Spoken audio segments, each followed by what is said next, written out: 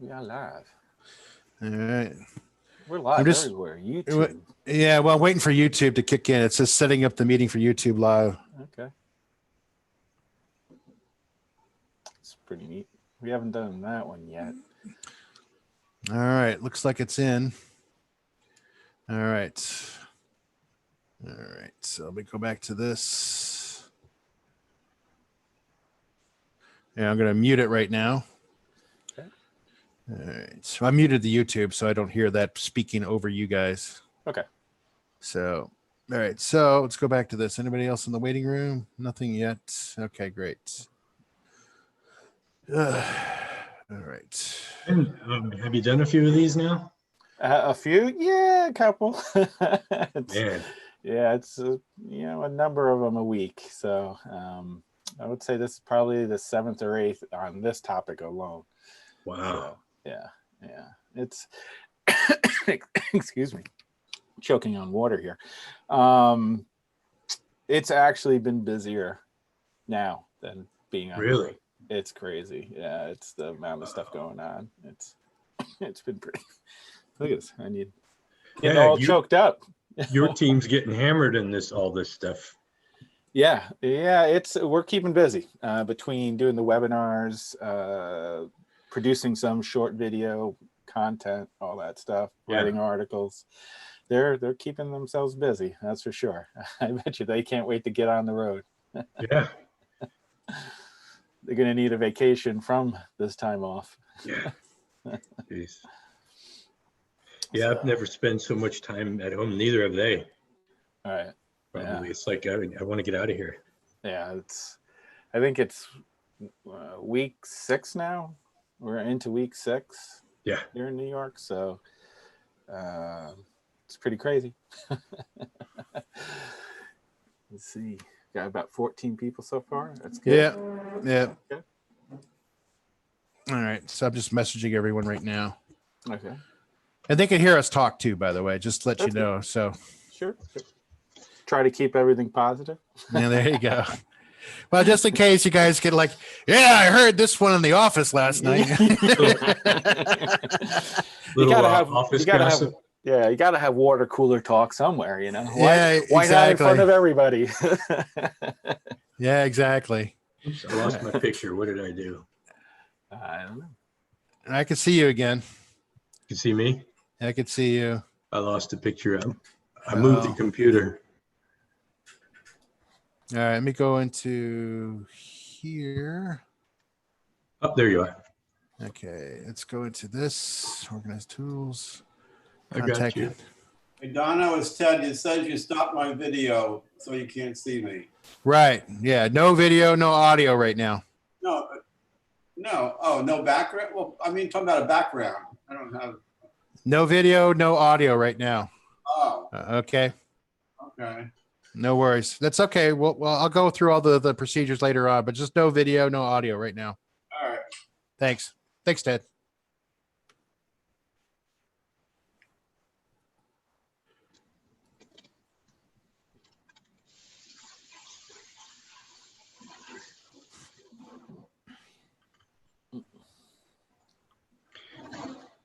I don't know what kind of lens this computer has in it, but it's definitely not a Tamron. No, you're a little foggy there. Yeah. It's like, are you sure there's not a thumbprint on it? It could be. Good time. Oh, we're doing good. Have a lens cloth right here. Oh, there you go. It's a miracle. Thumbprints. Get you every single time. I think I look better with a thumbprint, actually. Yeah, you got this going pretty good now. That's probably what it was beard oil. There you go. Beard oil. You have to use beard oil now. I mean, it's a lot of work being pretty. Yeah.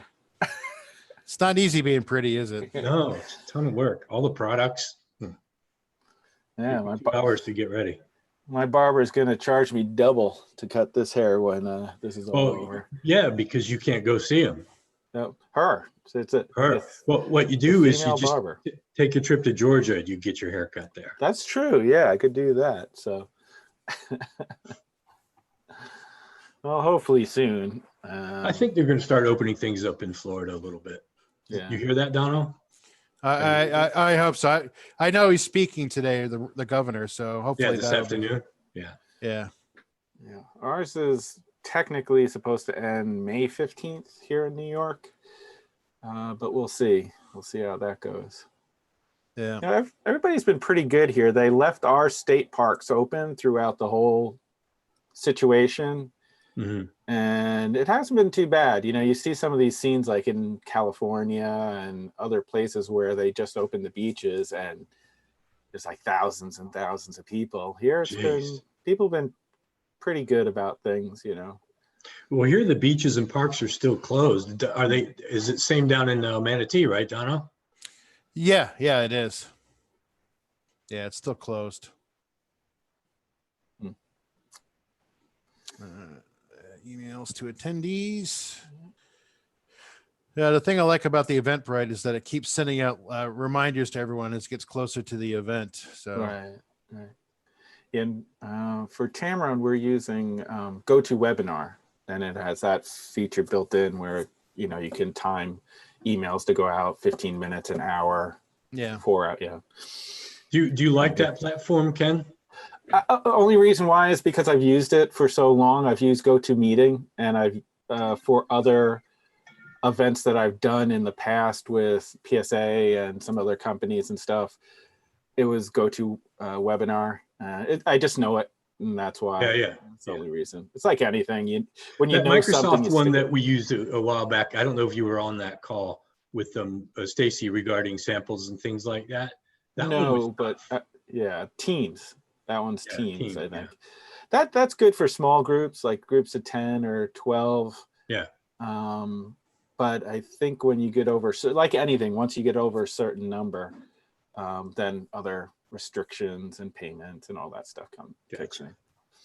Yeah. All right. So I'm just making sure I get the link out there to everyone right now. I'm sending out the emails to everybody. Oops. Did I do it? Just want to double check this. I will not be looking over to my left during the presentation. I'm just making sure the one with Jonathan is going smoothly, and it seems to be. So we're all good. Oh, good.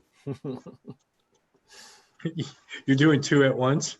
Well, Jonathan is on ours, where Janet is moderating that one, but I just wanted to make sure it's still running smoothly and all seems good. So, which it does. All right. So let me go back to the UBTubies. Here, I'm going to start quitting programs here. Let's go back to this. All right. Make sure my email is out there. Okay. Let's see. So I don't need this.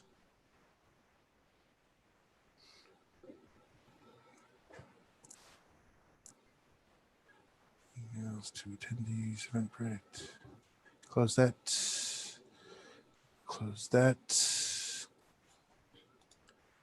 You know, I'm watching the YouTube channel and I'm like just looking around at other stuff right now. So yeah, it's kind of.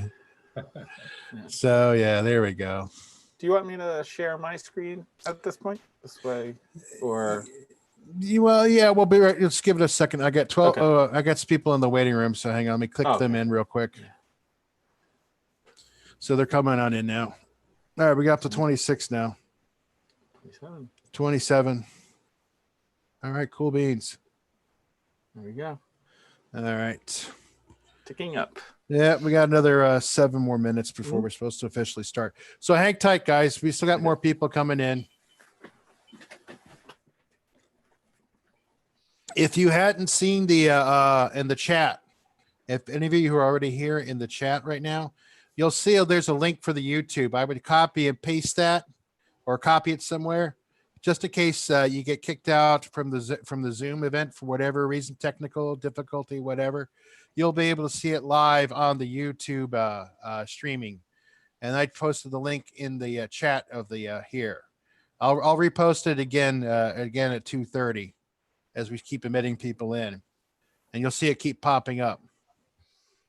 So we're up to 30 now. So So, and I'll keep an eye on the YouTube channel as well and see if there's any questions. Just remember the YouTube channel posts at least about 10 to 20 seconds behind the Zoom. So, so just remember that when we do the, if anybody's got any questions, then let's say, hey, we got a question from 10 seconds ago, you know? All right, so I'm just going to keep admitting people in until now.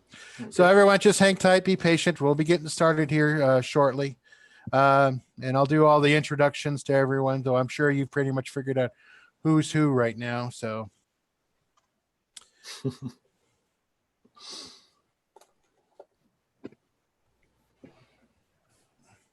but yeah, Let's just do some.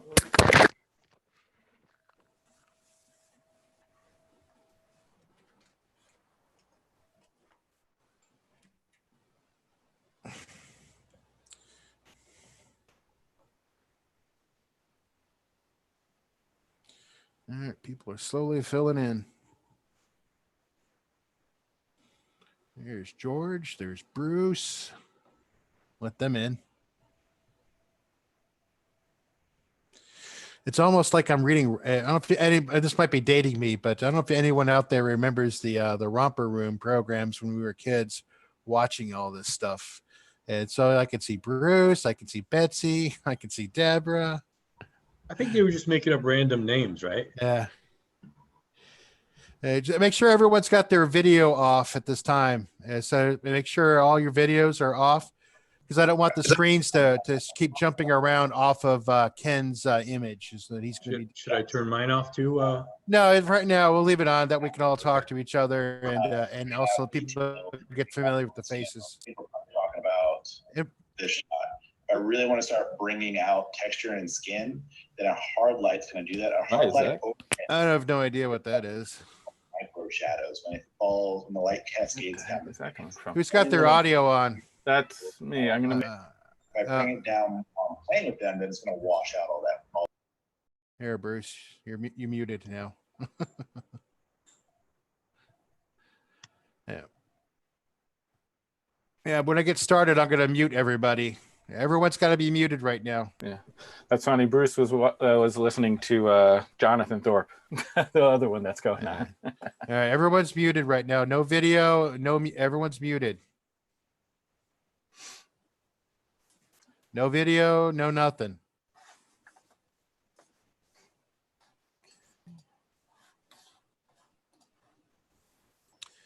You know, we're going to have quite a number of people in here. So what's going to happen is that if everyone's got their video and their audio on, it's going to overlap with what's going on in the presentation.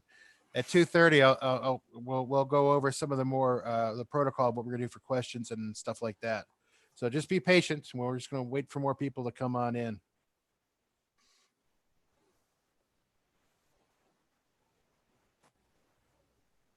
All right. Good time. I could practice some stand-up maybe. There you go. Hey, so hey, is this tie make me look fat? No, Hey, no. what's with those peanuts on the airplane? Oh boy.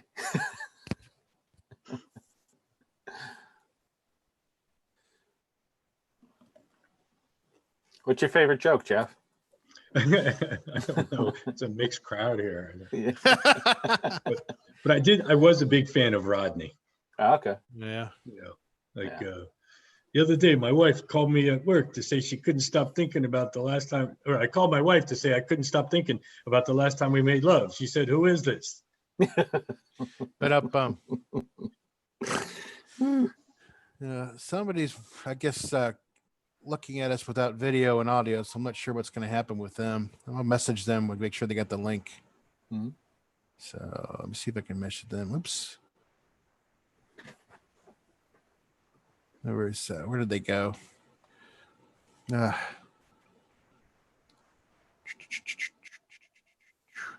Message.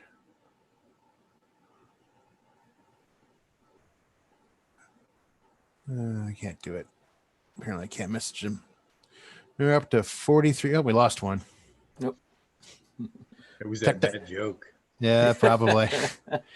Yeah, I'm It's a sure this tough could be. It's a tough crowd out there. Yeah. All right. So what are we up to? All right. We're going to be starting in about a minute here. So it's not too bad. We're still at a manageable level Okay. at 43. So, oh, here's another one. Up to 44. All right. Got about a few more folks. All right. I know it's like kind of like watching the water boil. It's almost time. It's almost time. So Everyone get close. excited. Woo! So close. Everyone likes the talking heads. Yep. All right, guys. All right. It's 2:29. So I guess we'll get up 2:30. Just clicked over. All right. So Yeah. we're going to get started now, guys. Well, thank you all for your patience. For those who don't know who I am, my name is Donovan. Sometimes people know me as Dono, and sometimes people know me as Photo Dono. If you guys have not seen at the beginning of this chat, if you go to the group chat, you'll see a link in there for YouTube. I'm going to repost it again. So it'll hopefully refresh on your windows. If you get kicked out of the event, and you can't get back in for whatever reason, please go to the YouTube channel. You can follow along still. This event is being recorded as well too, and this will be made also available to you guys afterwards, after the video gets processed. It takes some time to process it, so I'll be able to send out an email link to everybody so you guys can all see that. Jeff from Tamron, Mr. Jeff Vogeley is over there. That's Mr. Tam JV. He's our Tamron rep for the store here at Johnson Photo Imaging. Just to give you kind of an update what's going on with Johnson Photo. The store is open from 10 to 2, Monday through Saturday. Michael Arbor is there during the day, and he'll be able to answer questions for you, as well as if you want to give the store a call at 941-896-9921. Hence the virtual graphic behind me. You can see the phone number there. But keep in mind, you can always go to John's web store, website to get all the information. That's jpiphoto.com. When you go to the YouTube channel, you'll start seeing the links when everything's posted. You'll see the other links for all this stuff and all this information. I don't want to clutter the chat with all this stuff. Sorry, I'm looking at messages, see if anybody's messaging me about this. And of course, we got our Mr. Ken Hubbard, the host with the most today. He's going to give, hopefully, point us in the right direction to where we need to get the cameras going to get some interesting mysteries of night photography. So I'm looking forward to the presentation quite a bit. Let's see. So the way the questions are going to work, guys, is that there's going to be too many of us on here to open up and whatever. So what I would like for everyone to do is to either send a message in the group chat, and I'll try to see it. I'm also going to be watching on YouTube. So Jeff is also going to be looking at this as well, too, and he's going to be looking for the questions. So try to keep the group chat open to only questions only. If you want to message someone specifically, then what you want to do is you want to click where it says to everyone on the group chat, and just find the person that's in the group chat, in the chat, and you can message them privately. Keep in mind, if you want to message me, that's going to be fine. I might not see it right away because I'm going to be bouncing back and forth between YouTube and this. As I mentioned before at the beginning of the top of this, YouTube is going to be delayed about 10, 20 seconds. So if you're watching on YouTube and I don't see your question, your question isn't answered right away, just be patient. It'll probably be another 20 seconds before the answer comes on. So just work with us on that. I hope everyone's going to enjoy the experience, and I'm looking forward to it. I've been pumped up and super excited about seeing this thing. I'm really building you up, Ken. I was like, yeah, I can't wait. Oh! So anyway, so without further ado, so if Jeff's got a few words, you're more than welcome to speak. Well, I just want to say thanks everybody for coming along. You're going to like Ken as a teacher. The guy wears a lot of hats, but he's also has a photography company, and he's a teacher, and he's a head of our field services and all of our techs. And we have a lot of great teachers. So thanks, Ken, for always being there for us. And I got one little thing, a comment that I would like to make about your local shops. And I am a sales rep for all of the retailers in about 5 states, including Florida. And one of the advantages of dealing with a local company as opposed to the internet is that the service that you get after the sale. And the prices are almost the same. Maybe sometimes there's sales tax differences and that's it.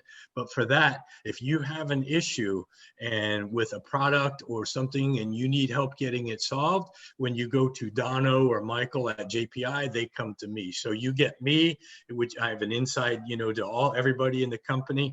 And so I'm there to help you guys as well as the dealer. So that's it. That's my speech. I got it all written down. You can pick it up later. All right, and of course, the host with the most, Awesome. Mr. Ken Hubbard. Now, what I'm going to do is I'm going to turn off my video and mute myself for right now. Okay, so Okay. that's what I'm going to do for right now. And I'm going to share my screen. Yeah. So everybody can see it. And there's that. And then All right. play the presentation. And everybody can see that just fine. Jeff and Dono. Yep. That sounds good. Looking So good. I could. we're cooking with fire now. So that's always good. If anyone can't see it, then they'll. Oops, sorry. If anyone can't see it, then they'll message us, of course. Okay. Sounds good. So I would like to start by saying thank you to Johnson's Photo for hosting this event, allowing us to be part of their webinar series and doing business with us. I also want to thank all of you for coming along and spending the next, say, 45 minutes to an hour with me and going over night photography. I know it's a very difficult time staying at home, but this is something you actually can do.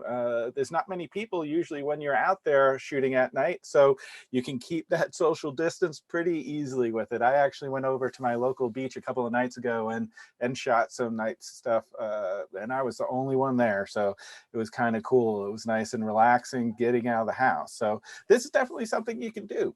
The mysteries of night is what we're going to be talking about. My name's Ken Hubbard. I am the field service manager for Tamron USA.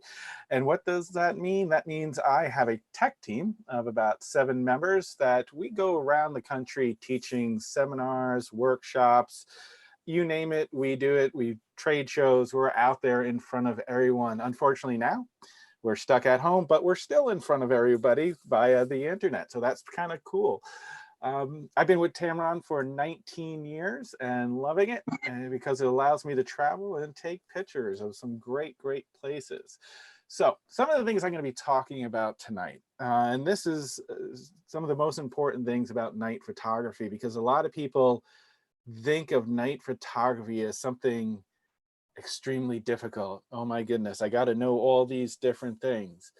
But when it comes down to it, it's just another type of photography. You have to understand your controls. The biggest difference is you really have to know aperture, shutter, and ISO, and working all 3 of those together to capture a proper exposure. You are going to take control of the camera a little bit more with this. Say with sports, you can put it in shutter priority and put that shutter speed way up to 1/2000th of a second, and the camera will take over the aperture and you can fire. That won't work here. With landscapes, you can go general landscapes, you can go into aperture priority to control your aperture and your depth of field. The camera will take over the shutter speed. That's not going to really work with night photography either. So you do have to take over all 3 of these, aperture, shutter, and ISO, to really know, to really get that great image you're looking for. Know your lenses. I am not a photographer that just grabs a lens out of a bag and goes out and says, I'm going to shoot with this today. It's a lens, I could get it.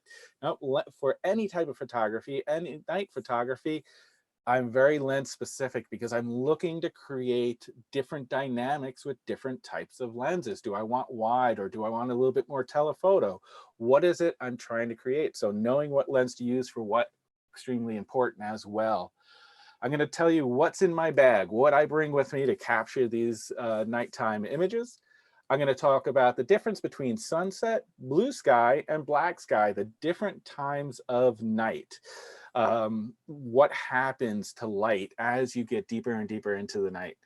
Composition, focal point, leading line, scale, everything still is relevant. Even if you can't see things with your eyes, all these compositional elements are extremely important. And of course, what most people want to know about, how to capture stars. I'm going to go into that as well. So starting off, like I said, get to know your camera extremely well. Understand those controls. The more you understand those controls, the easier it's going to be when you're out there. And the great thing, well, one of the positive sides of being home is that you might have a little bit more time on your hands. And when you're sitting there watching TV or doing something, go through your camera, understand where all the controls are for manual, all your ISO, your aperture, your white balance, learn all those things, because the manual on your camera, the manual setting is where you're going to be for most of night photography, meaning that you're going to control your aperture, you're going to control your shutter, you're going to control your ISO. You're even going to be manually focusing. And I know I'm 51 now. I lost track of how old I was. And I've had bad eyes since I was 3, and they're getting worse. So manual focus is tough, but I'm going to try and make it easy for you for night photography. So understanding your controls, your aperture, your shutter, and your ISO. You've probably have taken many classes, and a lot of them, they always start off with this, the triangle of exposure. It is definitely true with night skies especially. So one of the first things I think about is my aperture. What is it that I want to do, and what kind of image do I want to take? Do I want something with a lot of depth of field? Do I need a lot of depth of field, or do I need shallow depth of field? Do I need a lot of light, or can I get away with not a lot of light coming into my camera? So obviously, the smaller the number, the more open your aperture is. So say f1.4 or 1.8 or 2.8, your aperture is wide open, very shallow depths of field. And as you stop down, f8, 11, 16, 22, you're letting in less light, but you're increasing your depth of field. And a lot of people probably scratching their heads like, well, there's not much light out there, so I'm most likely going to be shooting down in this end. Not necessarily, because you're going to be in situations, more often than not, you're going to be on a tripod, which will allow you to stop down, making your exposures a little bit longer, but you will be able to shoot in that aperture range. Like here, this is the New York City High Line. There is a lot of light here, but I'm still shooting at a shutter speed, I'm going to say, was roughly 10 to 15 seconds in this range. I was fluctuating between different scenes here, between 10 and 15 seconds. But this scene's particularly about aperture, in the sense that I need the depth of field, because I have this bench that I'm about 12 inches away from, and the city skyline that is probably a mile or 2 away, way in the background. And I want everything in focus. So the first thing I thought about is I'm going to have to stop down my aperture. I'm going to have to shoot at f16. Then I start worrying about the other elements of the ISO and the shutter speed. This was initially, first thought, aperture, f16, need that depth of field. This particular scene of the Korean War Memorial in Washington, D.C. was a bit of a quandary at first. I did shoot this at f8, f11, and there was a little bit too much depth of field. I was able to do it because I was on a tripod and I wasn't worried about how long my shutter was going to be open. I was more worried about, these guys in the background, these soldier statues in the background were a little too sharp. And when they were a little too sharp, my eye was bouncing around a little bit too much. And the light in the background was a little too sharp. So I opened up my aperture. I shot this at f2.8 or 3.5, somewhere around there, dropping that background out of focus. So the soldier in the foreground is sharp. So your eye goes to him, even though there's some distracting elements in the background. Because he's the sharpest, your eye tends to go to him quickly. So that thought process of, okay, aperture is about opening up the aperture in either low light situations or closing that aperture, stopping it down for bright situations. But in this case, still, even at night, I'm worried, I'm thinking about what depth of field do I need? Do I need a lot or do I need a little? Then comes shutter speed. Okay, what's happening in my scene and how long of an exposure can I go to, or how short of an exposure can I go to? The faster the shutter speed that opens up inside your DSLR or is fired off electronically for your mirrorless systems, basically it exposes the sensor to the scene and the light in front of it, and then shuts down or closes. So the faster it does, yes, it stops action, but it lets in less light. But as it gets slower and slower and slower, it lets in more light, but you get movement in action. So there is sometimes things to think about with this as well. So in this scene, back on the New York City High Line again, I'm shooting at f/16 because I need the depth of field. You could barely see it. It's a little dark here. There's a bench here and the city in the background at 1.6 seconds. It seems like a long shutter speed, but it's not long enough. This is close to being a proper exposure. It's even a little bit underexposed. The light underneath the bench is pretty well exposed, but everything else is way, way underexposed. So I drastically changed my shutter speed from 1.6 seconds to 13 seconds. Now that shutter is open for a long, long time, letting in even more light. Now the bushes have a proper exposure. The light under here is properly exposed. To me, the mural on the left and the city line in the back is still a little bit underexposed. So I made my shutter speed stay open a little bit longer, and only 2 seconds longer. You see how much more bright it got.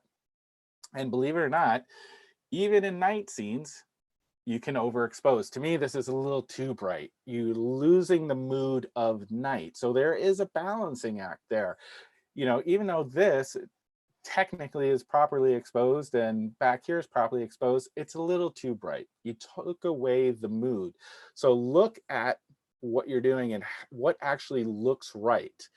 I am not looking at histograms in scenes like this because it's going to be all over the map. I'm going visually what I am trying to create. And for me, that was 15 seconds. That's closer to the mood I'm looking for.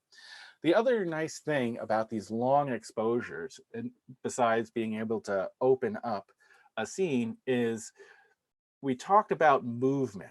The longer that shutter's open, the more you see this fluid movement, like in a stream or a waterfall. A fast shutter speed, 1/1000th of a second, everything's frozen. 2 seconds, you get that nice, soft, flowing cloud-like water. So movement in people is very unique with long, long shutter speeds.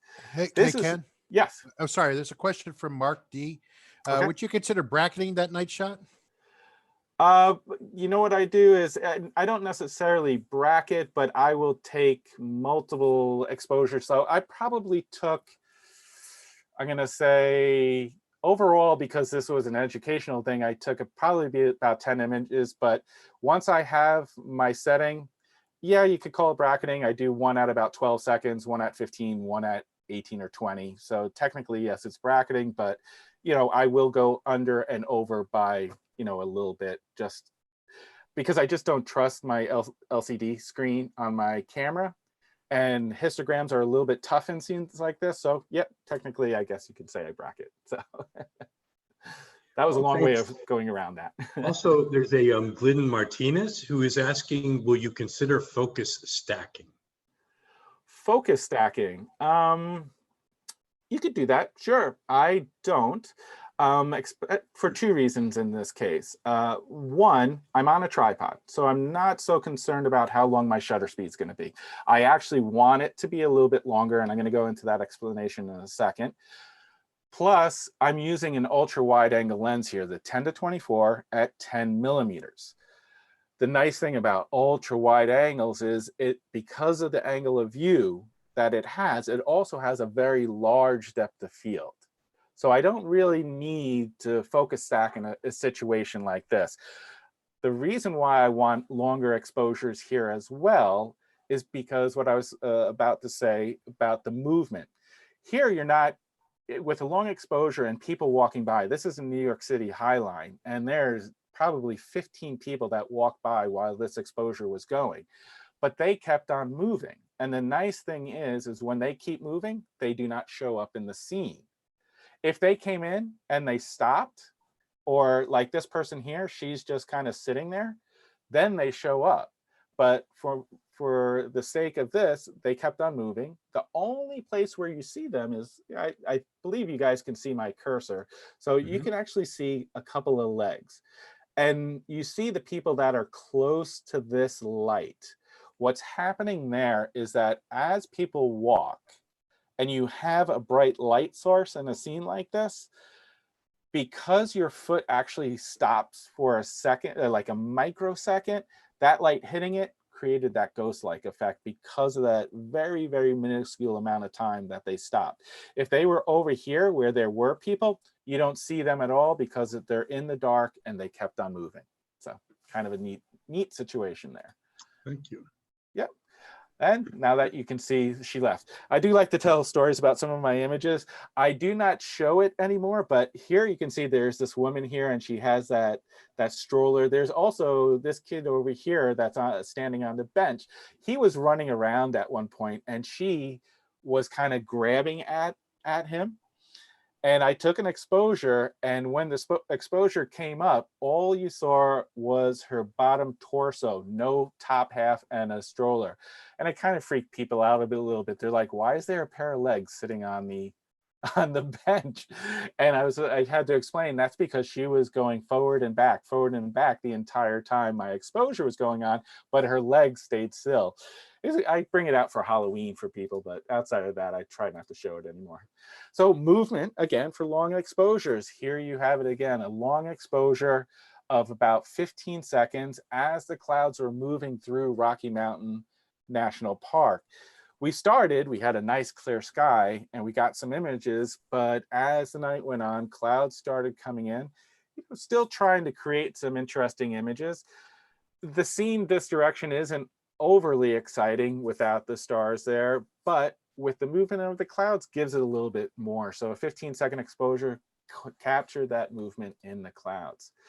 And as you go longer and longer, of course, you get longer and longer streaks, as in with stars.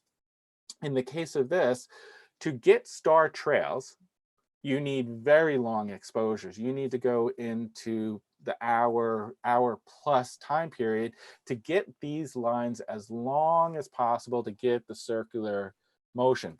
You can do this two ways. You can literally leave your shutter open for an hour or 2 hours, and as the Earth moves, you'll get, depending on the direction you're pointing, movement in the stars. Or what you can do is you can take multiple exposures over an extended period of time.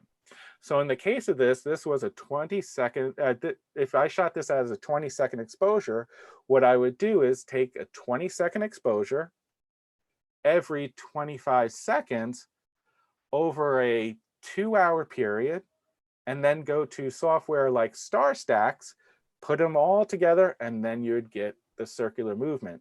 It's one way to do it, or you can leave the camera open for an extended period of time. The reason why this is only 17 minutes and not longer is because at night, Arches National Park is a very, very popular place to be. And every time I went for a really long exposure, somebody would walk into my scene with a headlamp. So the longest I was able to get without that happening was 17 minutes. Now, direction, like I said, plays a key in what movement does with the stars. When you're doing these long exposures or doing stacking over a long period of time, when you face north like this, you get that circular movement because it rotates around the North Star. When you face to the south, you get multiple directions of movement. So on the top, it'll kind of arch that way. The bottom, it'll kind of arch that way. Sides will kind of go like that. When you face east or west, what happens is you get diagonal movement of the star. So A lot to think about when it comes to what you're trying to create. You know, a lot of people like this north rotation, kind of interesting effect. And yep, that's a little meteor that shot through, I hope, or maybe a UFO or some sort right there. Let me just check my time. There we go. Understanding ISO. Not that ISO isn't important, because it is. It's equally important in the scene, but it's usually the third thing I think about in the situation, because I'm thinking about my aperture for depth of field, and I'm thinking about my shutter next because of movement and how much light I need in it. How long can I keep my shutter open and keep pinpointed stars, or am I trying to get, you know, rotation or movement in the stars?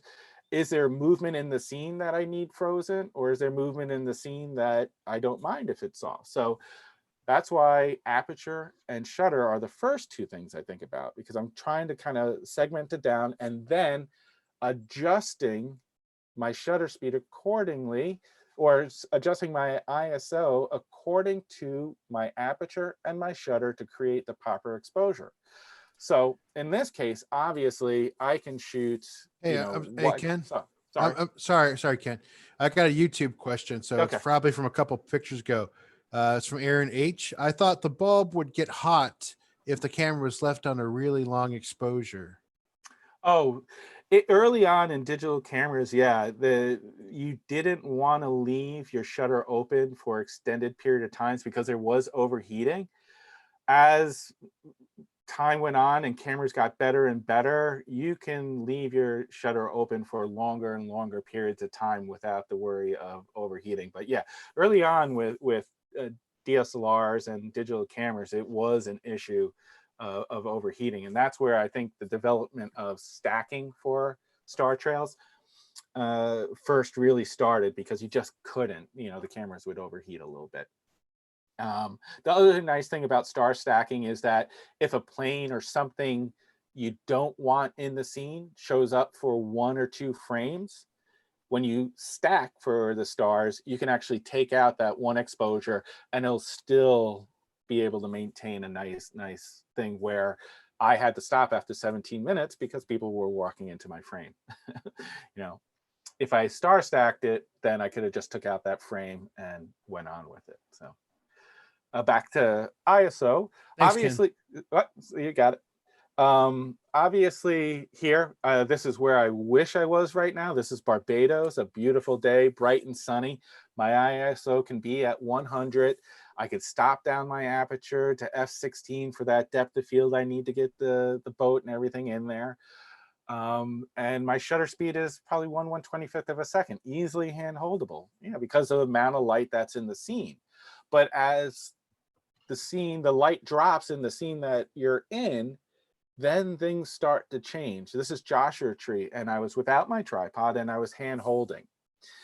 The first thing I thought about is, wow, I need a larger depth of field here, because this Joshua Tree is only a couple of feet from me, but these mountains in the background and the Joshua trees in the background are pretty far away. So I had to stop down to f16. I'm hand holding, and with the 24-70 Tamron, I can hand hold at 24 millimeters down to about a sixth or a quarter of a second. And so I did that. So that's where playing with my ISO, knowing that I needed f16 and about a quarter of a second, I had to set my shutter speed to ISO 800. And that's the nice thing about digital cameras today, is that way back when with film, the higher that ISO went, the more grain you got in the film. And if you went as high as, say, 3200, some of you might remember T-Max 3200, the artist film out there. It's so grainy. It's your artsy type images that you created with that. But digital cameras, you can go to 3200, 4000, 6000 ISO and still be able to shoot. This also reminds me, I usually say this a little bit earlier on, because the lenses I use are important. I do mark every single one of my images with what lens I shot it with. So in the bottom right hand corner, you'll see this one, the Tamron 24-70 in this case. So as you start losing even more light, your ISO has to go higher. Here, this is Yosemite, El Capitan. I'm shooting at f3.5 or 2.8, most likely in this situation. And the first thing I think about is I want to get the stars, excuse me. I want to get the stars pinpointed. So I know I can only leave my shutter open a certain amount of time. Usually that's about 25 seconds, somewhere in this range. And I'll go into that a little bit later, how I come up with that.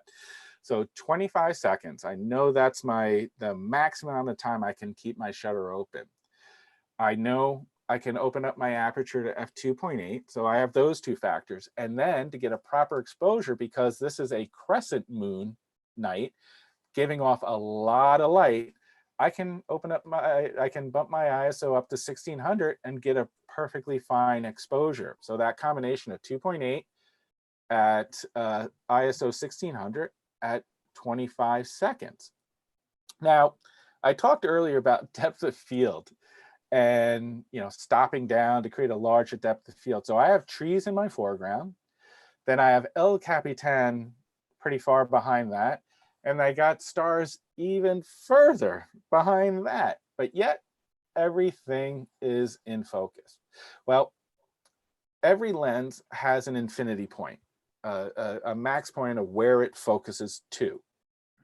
And when subjects in your scene are all beyond that point of the infinity point of the lens, then they all become sort of this, think of it as they become on the same plane. They're all outside of that point. So you're focusing at the infinity point and they all stay in focus. The problem would come in if there was a tree directly in front of me, like the Joshua tree image. That tree was only a couple of feet in front of me. So I had to worry about depth of field. There is no tree that close. Everything in this image is beyond that point. So it all stays in focus. It's kind of a neat little trick there, and it kind of fools people. There are a lot of things with photography that you just kind of scratch your head and go, okay, I guess, the physics of photography are pretty amazing. But then you have a night where there's no moon, or it's a new moon, or the moon hasn't risen yet. So there's absolutely no light, like this night in Zion National Park. Now, again, the first thing I'm thinking about is I want the Milky Way sharp. So I can only keep my shutter speed open for a certain amount of time, approximately 25 seconds. I'm going to be shooting at 2.8. And now to get a proper exposure at 2.8, 25 seconds, I needed an ISO of 3200. And this is a good point to explain the images that you're seeing here. Every single one of my images has been adjusted in either Photoshop or Lightroom. I try to keep them as natural as possible, but some I enhance a little bit more. And when it comes to night skies, what comes out of your camera generally is nothing close to this, and you do need to do some adjustments to really bring out the colors and the contrast of the Milky Way. You can see it, of course, and you can see it with your eye, but because there's atmospheric haze is one of the issues here, that you have to cut that out and kind of enhance the images a little bit to get what you want. So pretty much every Milky Way star, from the Hubble telescope to whatever, has been enhanced somewhat. What's normally in my camera bag at any given time? Usually two different camera systems, either an APS-C or a mirrorless, but always my full frame. I really love the Tamron 15 to 30, especially for night sky photography. That's kind of the way to go. But I run the gamut with lenses.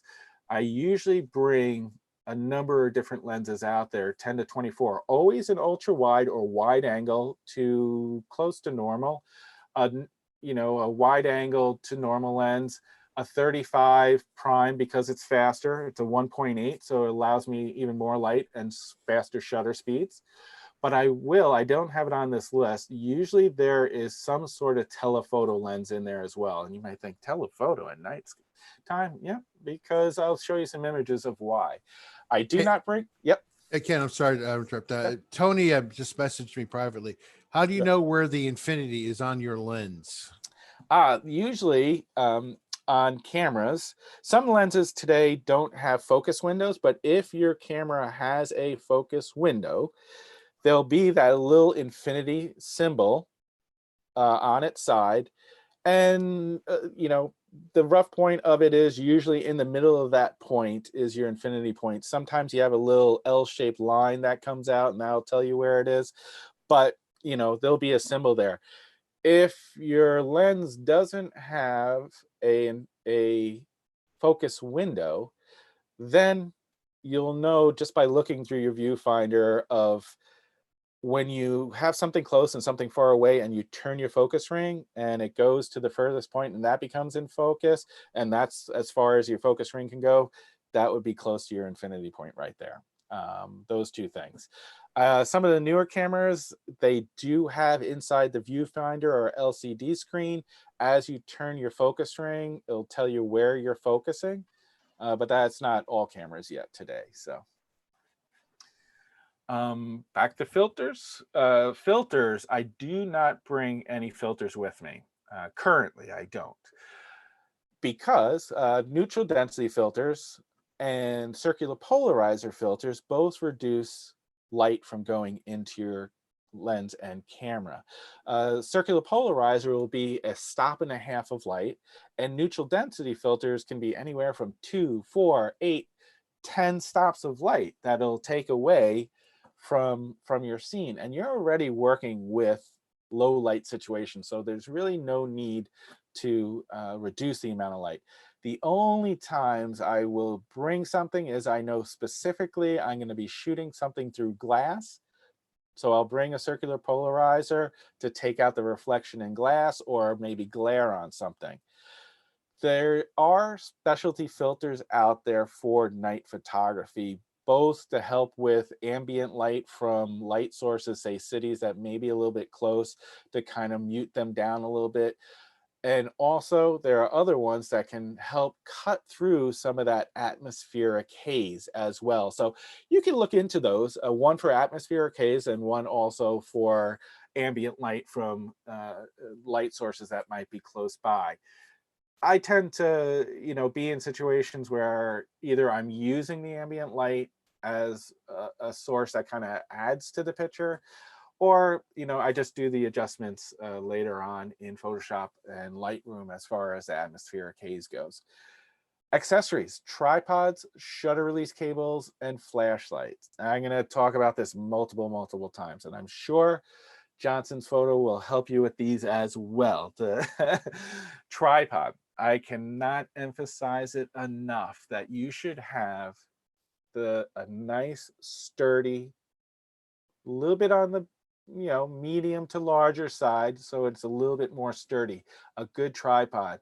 I lead a lot of night skies workshops where people come with these really lightweight, they're nice little tripods, but they're lightweight tripods, and at night you even come close to kicking it or touching it, they tend to go over very easily, and they're not as stable. Shutter release cables or remotes, that's so you don't touch your camera, your shutter release on your camera. You may think you're on a tripod that, oh, I could touch my shutter release and there won't be any movement. You touch that a little too firmly, you create movement in your camera, and you create movement in camera, then you get a blurry image. Flashlights are for 2 or 3 different reasons. One, obviously, is for finding your way to the location you're going to in the dark. But also when you're there, you can use it to focus on a subject if need be, but also paint with light, add a little bit more dimension to your scene. And I'll go into all that as we go through more of this presentation. Back to the New York City High Line, talking about lenses, wide angle. Why wide angle for night? Well, sometimes if you're in cities or street scenes, you're in tight situations like here. This is only approximately 6 or 7 feet wide and maybe 12 feet long. But when you use a wide angle, what are the effects of wide angle? They make the scene you're in, the foreground, look wider, bigger than normal, and it stretches it out. So it makes the area look bigger than it is. Wide angle for night as well, say you're doing night skies, you want as wide as possible to get as many stars as possible. So I'll use a 10 to 24 or a 15 to 30 definitely if I'm in a tight situation where things are close up and I want to make things look more dramatic, and for night skies to max amount of skies that I have. Not saying that you can't use a wide to normal lens like the 24-70 at 24 millimeters in a night sky scene, because you're just not going to get as much as the sky. But a 24-70 walking around Washington D.C. like you saw, or city street scenes, this works great as well. And it's a nice fast lens. It's an f2.8 lens as well, so it does let in a lot of light. This is where it gets a little funky. People think telephoto. I wouldn't think about taking a telephoto out at night, but it's all a matter of the scene you're trying to create, the image you're trying to create. Where before, the New York City High Line, you saw the image with a wide angle. I made the foreground look bigger, the background look smaller, make it look a lot longer and wider than it actually was. Where telephoto does the opposite. What telephoto does is, instead of stretching things out, it gives a compressed effect where things in the foreground and background look much closer together. If I shot this with, say, the 24-70 at 24 millimeters, up close to the World War II Memorial, the Lincoln Memorial would look much, much smaller. But by taking a 70-300 and shooting at 300 millimeters, across the street on the grass of the Washington Monument, I now created a much more compressed look to the image, bring in the Lincoln Memorial much closer and much bigger in the scene. And believe it or not, this was actually shot handheld at about 1/15 of a second at ISO, I want to say 400, but it was most likely 800. I apologize for not knowing exactly, but not a very high ISO. And people are like, well, it's really black in this scene. It's really dark. It's pretty late at night. And it was probably 10 o'clock at night. But if you think about the percentage of light that takes up the scene, it's quite significant. I mean, a good portion of it by the Lincoln Memorial, another big portion here, and even the lights here. There actually is a lot of light in this scene that allowed me to shoot at a fast enough shutter speed to hand hold.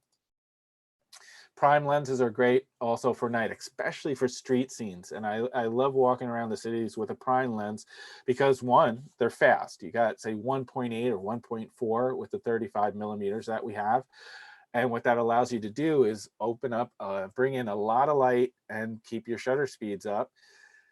But it also is much more compact than bringing some of these other bigger lenses. Like a 15-30 is a pretty large lens, where the 35 millimeters, nice and conveniently small. You can pack it away in a small bag and walk around the city and create some really great images. This is actually Nashville, Tennessee. One of my favorite places is the Bourbon Street Blues Bar. It's never failed to produce a great band there, or a great singer. Every time I've been there, it's a really cool place. So all-in-one zooms as well. That's usually what's in my bag when it comes to, if this is night photography, it'll be an all-in-one zoom just so I have that telephoto. And I'm going to come back to this lens, this image a little bit later and talk about a few elements of it, but I do bring an all-in-one with me as well. Now I'm going to talk about the difference between sunset, blue sky, and black sky. So we all go out for sunsets. This is Zion National Park, the Junction Bridge with the Virgin River that leads to the Watchman. And I'm on this bridge at this time with 35 or 40 of my closest photography friends, all capturing this beautiful sunset of Zion National Park. The nice thing is, once this scene is over and the sun has set, most people go home. They go back to their hotels, they go to restaurants, they do whatever. To me, the light is just starting to get fun and still gets better and better and better. You have that dusky kind of soft light right after the sun sets.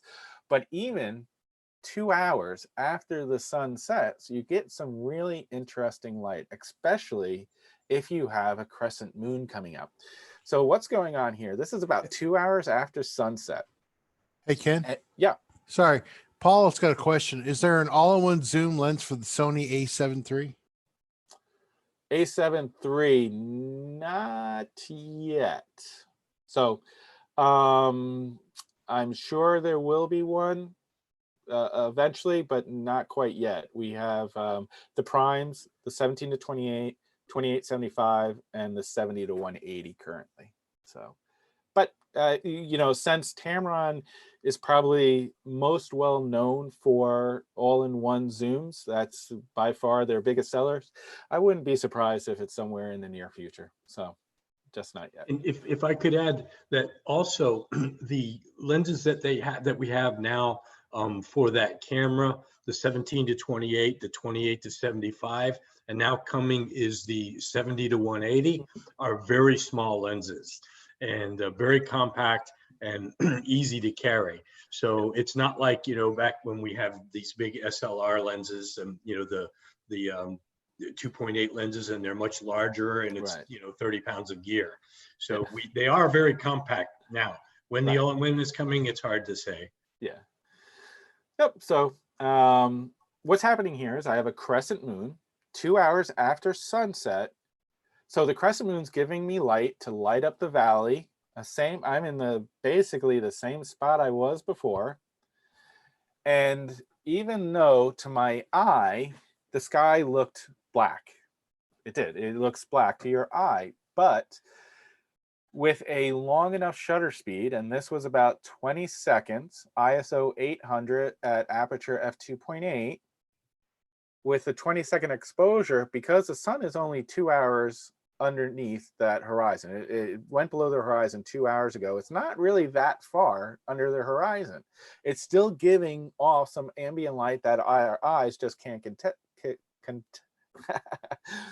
see. But the camera can pick it up with a long enough exposure, and that's where you get this indigo blue sky. So that's that blue hour sky that you can get with a long enough exposure. The nice thing about today are cell phones and the ability to download apps that will help you calculate these times. I use a app called Photo Pills. Exactly the way it sounds, Photo Pills. And what it does is it will actually give you the golden hour times, the blue hour times, and when it gets to dark hour. So you can actually calculate beforehand or go during the day and kind of use the augmented reality scene, and it'll actually have a line of where the sun is and the different colors of what the night sky is going to turn at what time. So fortunately, technology definitely helps in situations like this. So now you come back, say 5 hours later. It's now about 1 o'clock in the morning. The sun is well past set. It is on the other side of the planet, lighting up another country. And then you get to the dark skies. There's very little ambient light left in the skies, and it goes to this color. Hey, Ken. Yep. We have another question from Russ. And he asks, are you using long exposure noise reduction camera setting? Great question, because I usually forget that till the very end. In the camera, because long exposure creates noise. It's no longer called grain, it's called noise. And what that does is in the shadows and in the dark areas, you'll see noise in there. It'll look grainy and not all that good. I do not use in-camera long exposure noise reduction. And the main reason why is you're doing 15-second, 20-second, 25-second, maybe hour-long exposures or 20-minute long exposures. And when you do that, the camera will take the exposure, the initial exposure, but then take a second exposure the same exact length of time. So if you take a 30-second exposure, it's going to take another 30 exposure. That is sort of a black frame that it lays over to reduce the amount of noise in the scene.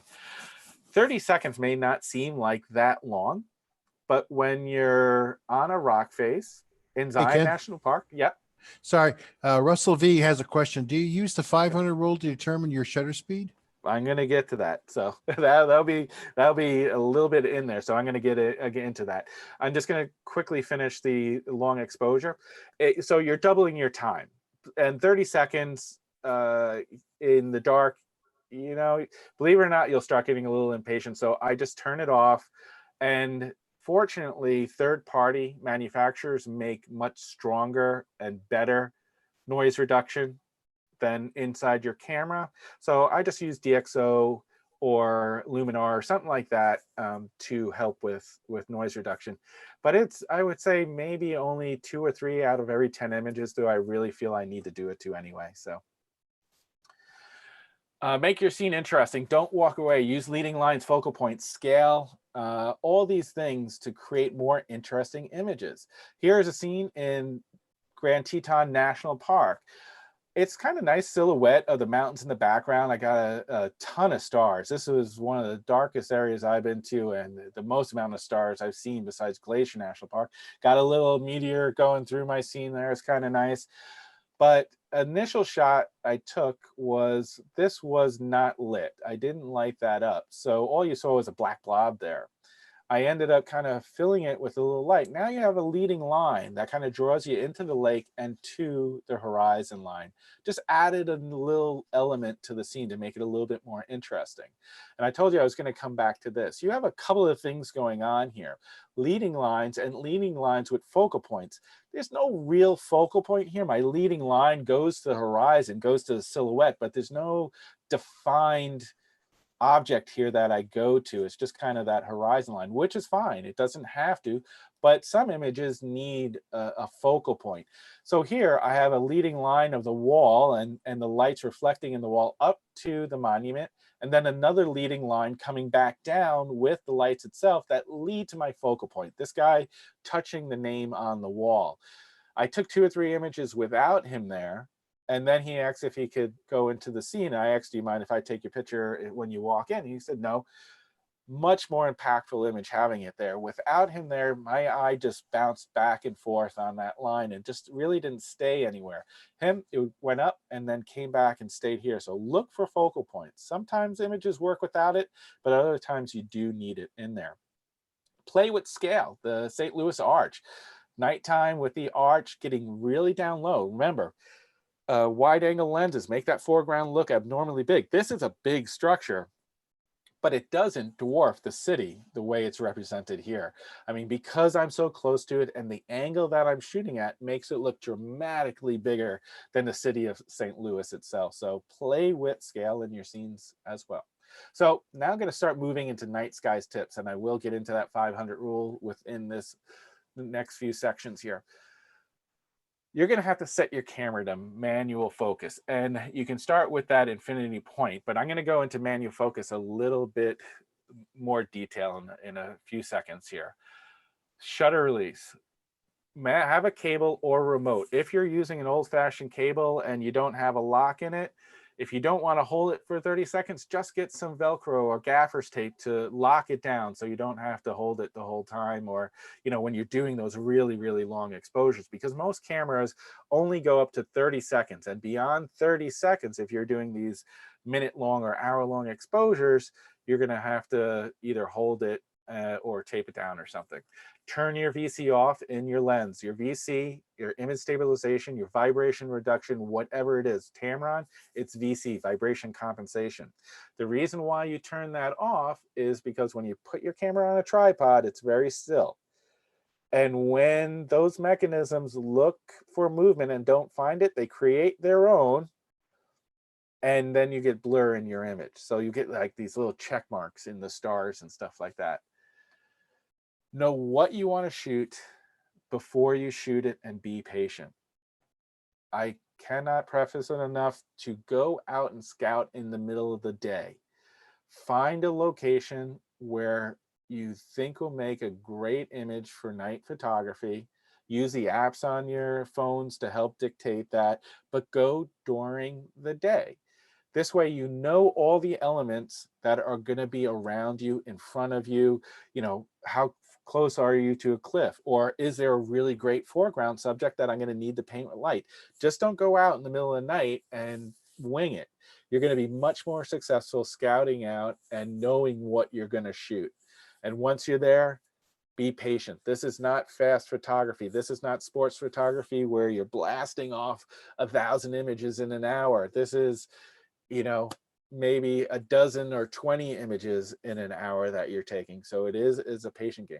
Know what's in your bag and where it is. When I go out for night photography, I can close my eyes and know exactly what I'm picking up and where to go in my bag. It's dark out there. Even if you have a light, it's still dark out there. And if you pick up something and accidentally drop it that you didn't know what it was, there's a good chance that's gone.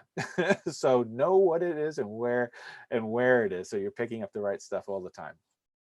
For night skies, some of the tips about white balance.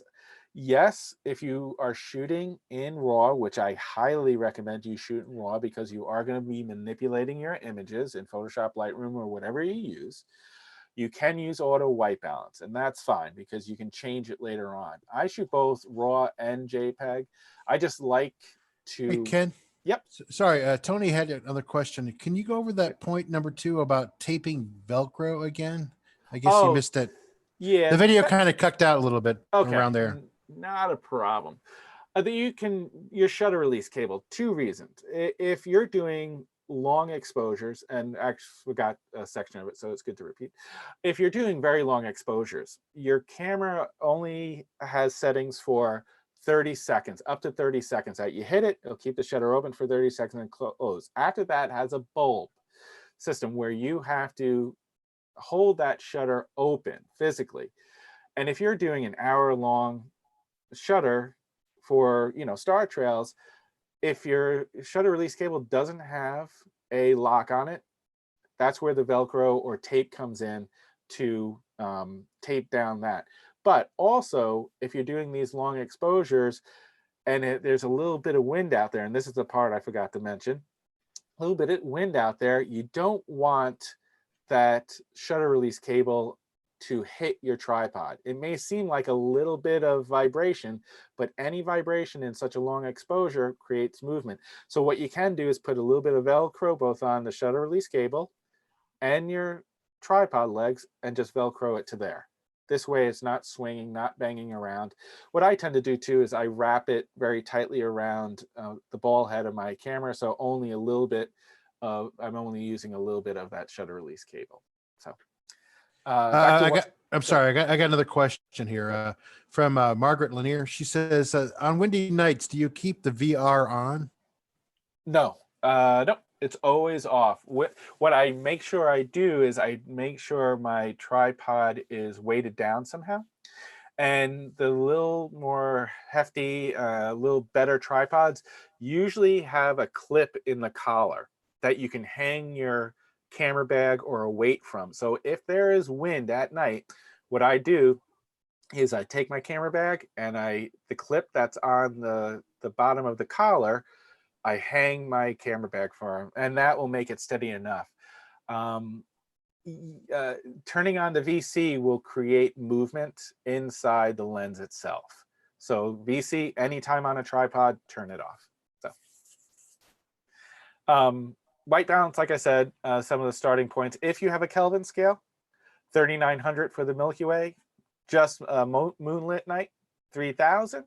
Dark sky, 3,200. Like I said, if you are shooting in RAW and you're going to manipulate your image anyway, yep, you can shoot in auto and fire away. These are just starting points.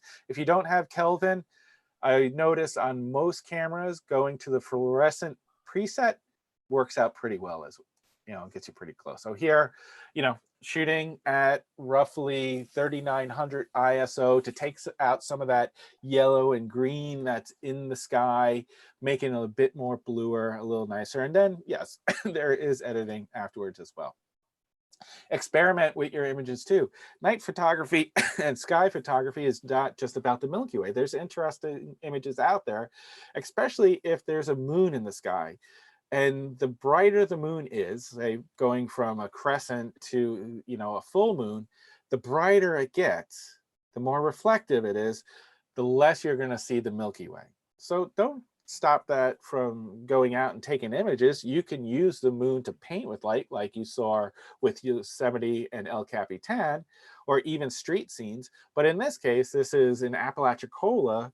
I want to take a scene of the Gulf, and with a long exposure, instead of doing a starburst that you see in a lot of sunsets, I created a moonburst by stopping down my aperture to f16. Helped give me a very long exposure, so the Gulf of Mexico got really nice and flat, but this kind of cool effect to the moon as well. So there's always something to Hey, Ken. shoot. Yep. Sorry, I got another question from Beth. She Okay. says, you stated VC off anytime cameras on a tripod. Is this for Right. night photography or in general? Thanks. In general, yeah, across the board.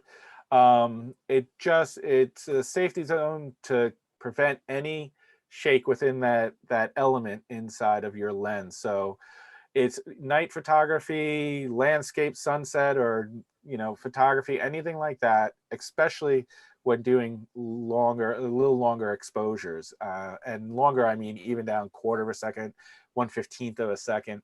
If you're on a tripod shooting a sport scene, say a car race or a horse race or whatever it might be, that you're at a shutter speed of 1/2000th of a second, that shutter speed's so fast that it's not gonna be bothered by the VC left on. But anytime you're down even 1/125th or something like that, I've been in scenes where I shot at 60th of a second, 1/125th of a second, and I left my VC on the tripod, and yep, there's that little bit of movement blur in it because I left it on. So the best bet is just turn it off and play it safe. And there's another question, Ken. Okay. This is from Bruce. Would you shoot in auto white balance if you were taking multiple images over a long period of time? That's a little different.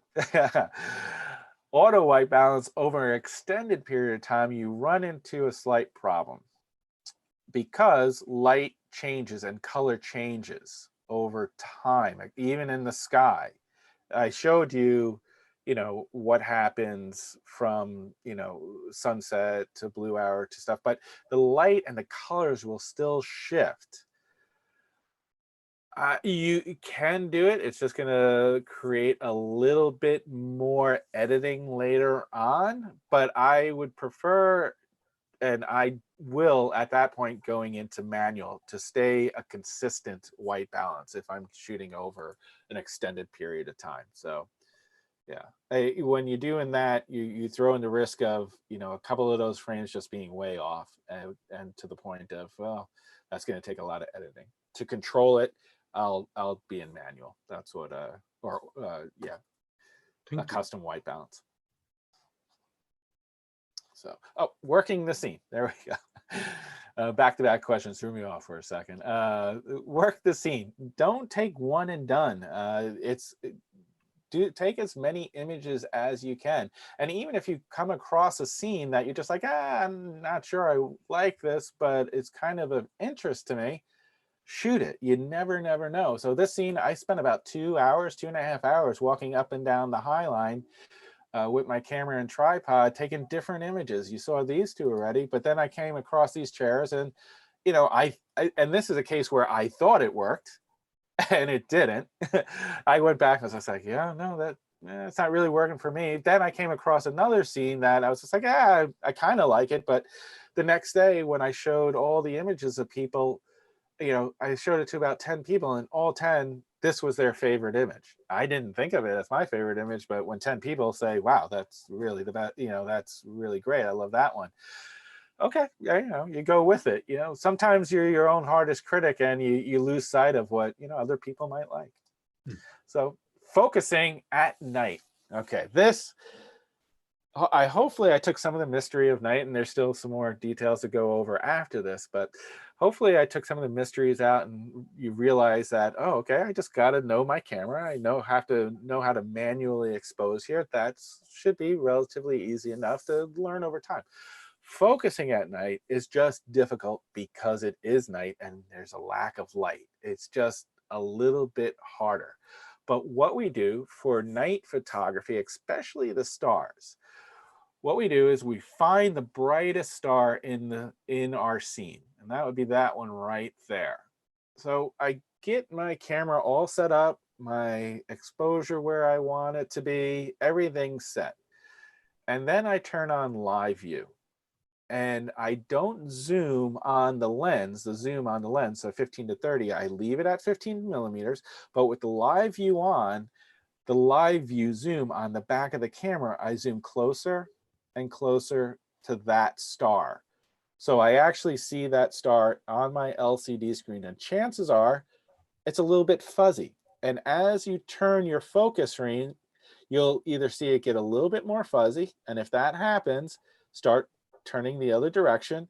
And as you turn it, it will get sharper, it'll get smaller and sharper, smaller and sharper, until it's just a tiny dot that you see. And then you know you're at your focus point. The only issue with that is some of the older cameras have issues with gain on the LCD screen. That means under low light situations, you get a lot of noise in your LCD screen, to the point of where you just can't see anything. It's too hard. And that's where I'll go now to using that infinity point. If you have the focus window, what I would do is go all the way to the infinity symbol, put that focus mark right in the middle of that infinity picture.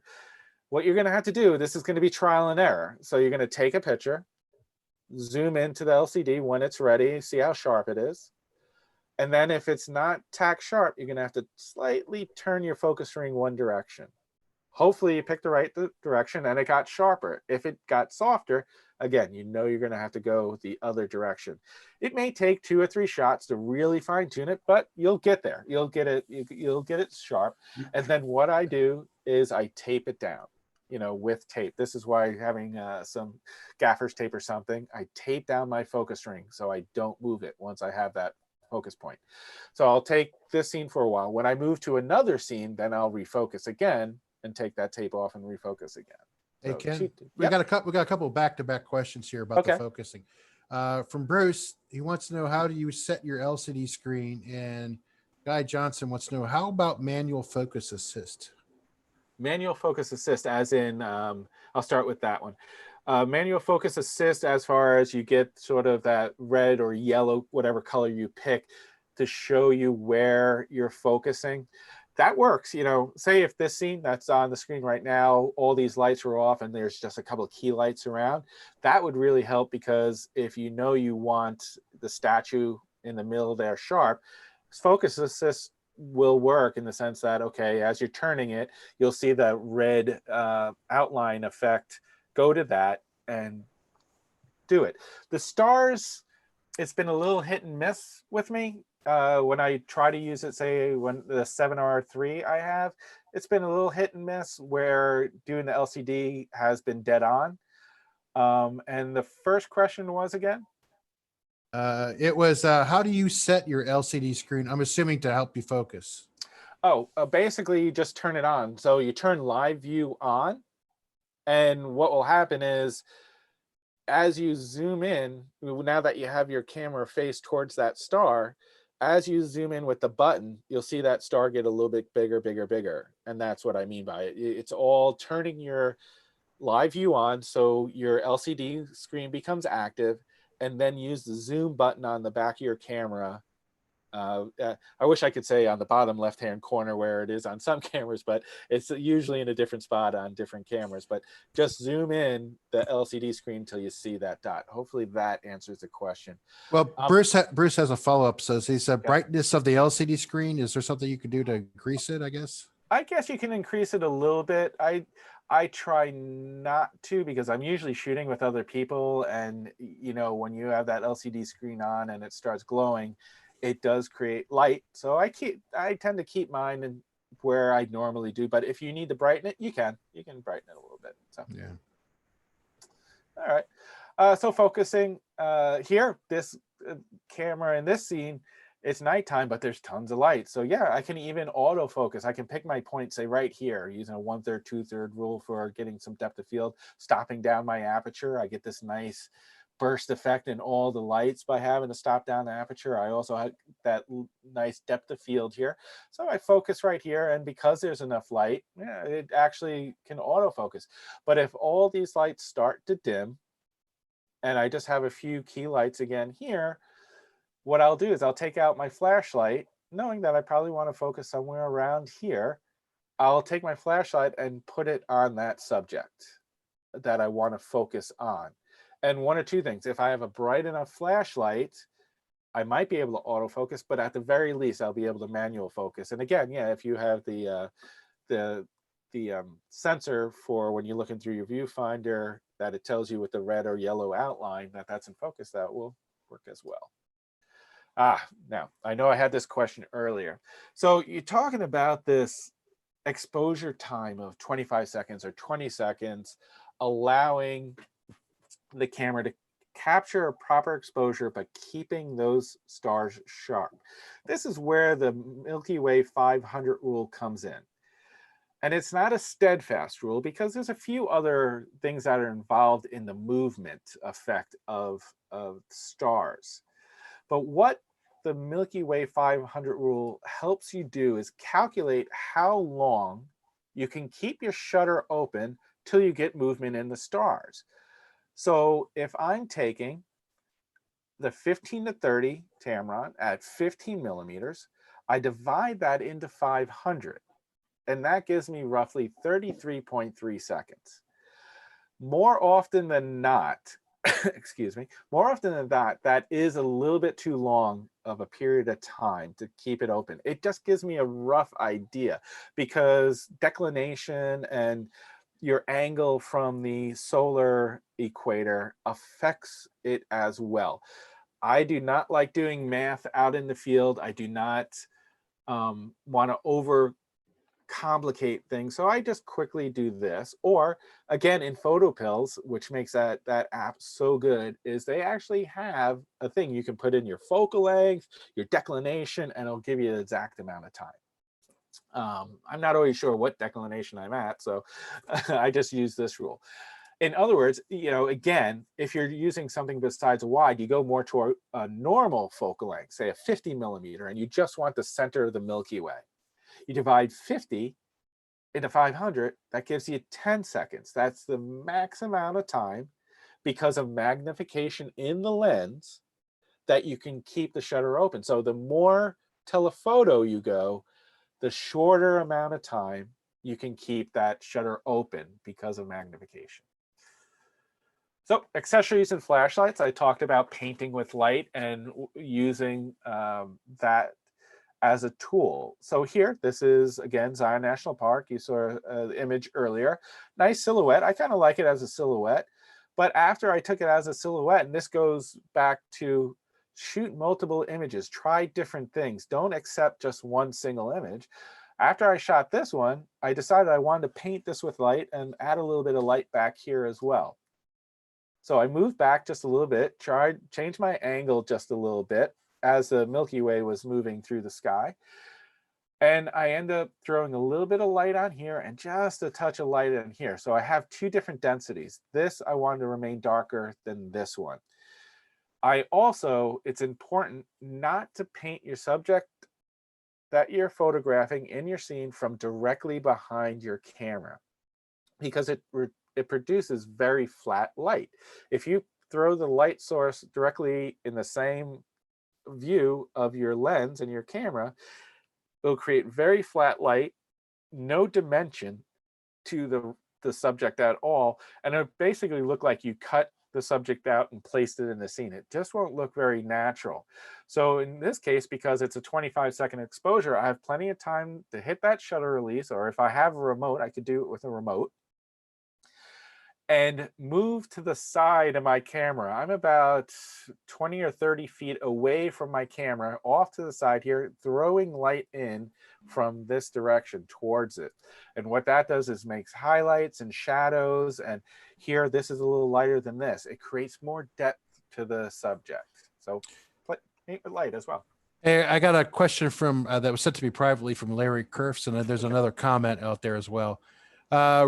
Larry asks, recommend Nikon set picture for recommend Nikon set picture control for live view. Nikon set picture for live view. Set picture control for live view. I'm not sure. Yeah, I give my email address at the end. They can email me that and that'll allow me time to look that up. I literally just press the live view button and then zoom in. So let me look into that. So if he can take my email address at the end and email me, I'll be more than happy to look up it and get into that question a little bit deeper. And the other comment was from Glidden Martinez. He says it's important to mention that light painting is completely forbidden in most national parks now too. I was just about to get to that. Yeah. Unfortunately, there are some national parks that feel light painting is disruptive to other people in the park. And I can understand. I've been in situations where people have come in with 50,000 lumen lights and they're doing stuff that I'm not quite sure I understand what they were doing, but it was disruptive. You know, and unfortunately, those situations have gotten out of hand, especially like Arches National Park and Grand Teton National Park, where, you know, it's becoming more restrictive. Grand Teton, there's absolutely no painting with light. I believe if you're a single person, not in a group, not in a workshop, in Arches National Park, unless it's changed in the last year, you can use low emitting lights, which means it's very, very, very low lights in the sense that, you know, it almost seems like it's not doing anything. But remember, these are 20, 30-second exposures. So even when it doesn't look like it's doing something, their chances are it is. So before you go to your national park, look at what the regulations are with it. I wouldn't want you to get fined or anything like that. Zion, their rules are ever changing. So I haven't yet looked at this year's changes, so I have to see where they're at. But you never know. More and more parks are doing it, unfortunately. Accessories, tripods, shutter release cables, like I said. Talk to your store, Johnson Photo. Talk to these guys. They will be more than happy to get you in the right direction of tripods. You know, I would give recommendations, but there's so many out there. I leave it to those guys. You know, there's, you know, so many manufacturers and great manufacturers today. Just check with Johnson Photo and they'll be more than happy. But it will save you a steady tripod, a good shutter release cable or remote. I tend to not like the infrared remotes because you have to go in front of your camera to fire it because it's a line of sight thing. If you have one that isn't infrared, that's great. But if not, you can also purchase them, you know, through Johnson Photo. They do have the attachments that go onto your hot shoe. And it's also an intervalometer, a lot of them as well, where you can program your camera, because I don't believe Canon has intervalometers built in. Nikon's do. And what an intervalometer does is what I was talking about earlier, where you take consecutive pictures over an extended period of time. Say a 20-second exposure gets fired off every 20 seconds. So you can set your camera to do that with an intervalometer. So there's a lot of great ones, and intervalometers are usually they're hot shoe mounted, so you don't have to go in front of your camera or anything like that. Last but not least, prep. Batteries. Make sure you charge them during the day, and before you go out, as soon as they're done charging, put them back in your camera, in your camera bag, because too often than not, people charge it right before going out, and guess where it stays? It stays in the wall or wherever they have it plugged in. Memory cards, you're not going to need a ton, but it doesn't always hurt to have plenty out there, because you're not taking a ton of images out there, but always bring everything you have just in case. Steady tripod, talked about that. Cable release, water and snacks. You are going to be out there for an extended period of time. Every workshop I go on, I make sure we have plenty of water and plenty of snacks to keep people happy. The more thirsty and hungry you get, the more cranky you get. At least I do. So make sure everybody is well hydrated and not going hungry. I'm going to get back to glow sticks in a second. Layers, warm clothes. Make sure you have it. Just because it's 70 degrees during the day, most of these places you go to at night, it will drop significantly. Glow sticks, back to them. It may seem funny, It's not that we're doing painting with light or any weird 70s stuff with glow sticks out there, but it's more for knowing where your car is. Like when you have to hike into some locations, you're not going to see your car from where you are more often than not. And if you don't know exactly where you parked, you can end up 100, 200 yards off of where you think you're supposed to be. And that's never a good feeling. It's happened a couple of times. So I learned to take glow sticks, snap them and have the light come on and attach it to my antenna of my car. It's just a focus point to allow me to know, look for the glow stick, that's where my car is, and head to it. Because getting lost out there at night, you may think you know you're going the right direction, but it tends to lead to no good getting lost. So we don't want any of that. I want to thank you guys for attending. I again want to thank Johnson Photo for hosting this event. Please take down my email address and my social. You can contact me any way you want. I know there's a couple of questions that I can further look into in this situation. I got a couple more comments from folks. Glidden wanted to mention too, the only loophole is if you were to accidentally point your headlamp on your scene. I guess there's a loophole, I guess, for that out in the park, national parks. Yeah. Oh, oops, sorry about that. Christine Cook says, thanks. You explained things very well. She's already gone at this point. And Bruce says thanks as well, too. Awesome. So, yeah, we had about from 30 to 35 people watching on YouTube. So great. I want to put a plug into those guys as well, too, for all that stuff. Yeah, Ken, do you want me to, is it the email that you sent me? Is that the email I can share with folks? Yeah. Hubbard@tamron.com. Okay. All right. I'll do that. And I'll make sure that I get that. I'll send an email out to everyone with that. And do you have, Tom B says, thanks. Very good presentation. Great. So they, somebody says on YouTube, thanks you guys. You're awesome. Yeah. So, it's always fun. Yeah, exactly. That's part of the thing why I've been like doing these things, because it's a nice distraction for what's going on, because, you know, otherwise you're back to watching the news. Yeah. Unfortunately, we won't go there though. No. Yes. Aaron H says, thank you very much. Excellent presentation. Very good webinar. So everyone's saying thanks a lot. Yep. Thanks from Tom and Wayne and Paul. Yeah, thanks to Johnson Photo. Good job. Yeah. Awesome. Ken, I can't thank you enough for everything you did today. That was very, very appreciative. Yeah. Thank you for having me. Yeah. Like a reminder again, Johnson Photo Imaging is open from 10 to 2, Monday through Saturday. You can call the store at 941-896-9921. Paul says, get that Sony Zoom soon. I added the exclamation point for him. So, but I'm assuming he meant that. Soon as I can fly, I'll go over to Japan and tell him we need this now. Yeah, I think at one point we were up to 79 people all together. Excellent. So we had a pretty good turnout, I thought. Good. I thank everyone for everyone else. Larry mentions too, on Nikon set picture control, available settings are standard, neutral, vivid. I understand what he's asking now. Oh, the picture control settings. Yeah. I keep mine at standard. You know, because I like to control the outcome of the image, what it looks like in the end.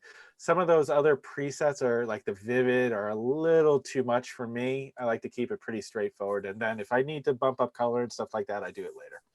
Okay. But it's all a matter of what you like to. So. Okay, great. Well, again, if you guys want to take off at this particular point, not you, Ken, not you, Jeff, yet, and just in case for some last minute questions. But if you guys, thank you all very much. You guys are more than welcome to drop out at this particular point. As I said, I will have this video reprocessed, and I'll have it posted, available as a link from my Google Drive. As I said, it should post and theoretically on YouTube.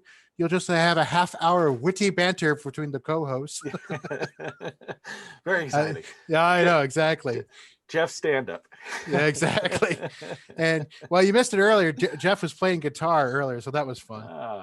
Yeah, waiting for Tamron to Fuji for some. I'm saying that he wants Tamron for Fuji now. Yeah, you want me to Huh? That was all you, Jeff. Yeah, well, I love Fuji cameras. My son has one. They're great cameras and everything. But Tamron is a giant manufacturer of optics, and photo is one of our departments, and we have many others. And it's an unfortunate fact that it's also a business, and I think they're kind of waiting for the Fuji to have a little bit larger market share. And then that way, they can maybe shut down another line or do something like that to bring the Fuji stuff on. I love the equipment and everything else like that, but I understand their needs, also as a manufacturer. Okay, cool. Well, again, guys, listen, you guys are, like I said, thank you all for coming out. I get too many names to mention. Thanks, Guy. Thanks, Julie. Thanks, George. Thanks, Glidden. Again, back to Romper Room again. But thanks, guys. I really appreciate you guys coming out tonight. If you need to get a hold of Ken, you can email Ken if you want to. You can see his Instagram on the page right there as well too. And since it's on YouTube, it'll be there forever. Ever. Oh no. Yeah. Oh wait, one last question, I guess. Any lenses for an RF mount? Well, that's for the Canon R, right? Yeah, Canon R mount. Yeah. Yeah. Sure. Most of our SLR lenses will work on those. Yeah. It's with an adapter. But as far as native for that goes, nothing has been announced other than the interest in doing so, in manufacturing them. But again, things sometimes don't happen as fast as consumers or people like us would like for them to happen, because there's a lot involved in the back end to make that happen. But so that's the long answer. The shorter answer is eventually. Cool. How's that, Ken? I would have to agree. Eventually. Yeah. Hopefully soon, but we don't know. Hopefully sooner rather than later. Yeah. Yeah, for some reason, that's always seems to be above someone's pay grade every time we have these conversations. Definitely above mine. I'd say there's not that many people below my pay grade. Yeah, I hear that. Well, guys, again, thanks again so much. As I said, stop by Johnson Photo if you get a chance. Say hi to Michael. And like I said, hopefully things have changed and we'll be able to open the store sooner than later. That's our main, open it for longer hours and we'll all be back there and it'll be all fun again. All right, guys. Thanks again. Thank you. And thanks everybody. And please support your local dealers. We will help you. Yeah. All right, guys. All right. All right. I'm gonna click on end the meeting unless there's any last minute questions. Last time I accidentally cut somebody off, so making sure there's no more. All right, we're down to 13 people. Where is it? Wait. Oh, damn it. Oh, no. One more question. Wait, so close. I know YouTube. how do you YouTube says, photograph gravity? yeah, no. Okay, never mind. This probably be for you, Jeff. For Canon T7i, what's the best lens to start with for night photography? On the T7i, we have the 10 to 24 is pretty good for that, right, Ken? Yeah. 10 to 24. Yep, definitely. We have a 10 to 24 millimeter. It works. It's for that format of camera. It's like $500 or $549 in that price range, and very, very high quality wide angle lens at a good price. And we usually have that stock in the store too. So again, call the store first before you make the drive, but just to make sure. But other than that, yeah. Yep. All right, guys. All right. Sounds good. That's it. Let's no. All right. Later. All right. Thanks, Cut guys. it.